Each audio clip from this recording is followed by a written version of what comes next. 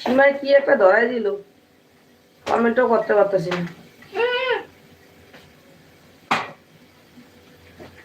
এমনও মানুষ আছে যারা এক সময় আমাকে দেখে বলতো যে ছেলেটা ভবিষ্যৎ কিছু একটা করতে পারবে।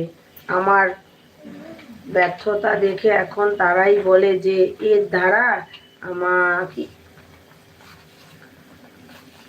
আমার ব্যর্থতা দেখে এখন এরাই বলে যে দ্বারা কিছু হবে না।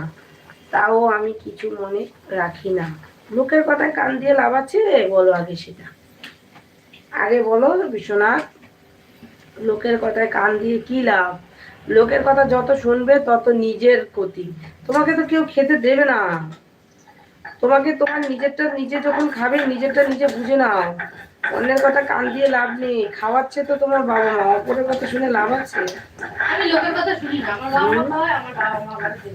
বাবা মা যদি দুটো কথা বলে সেই দুটো কথা শোনো, অপরের কথা শুনে লাভ নেই। কেন নিজেকে টেনশনের মধ্যে ফেলো? আমি লোকের দু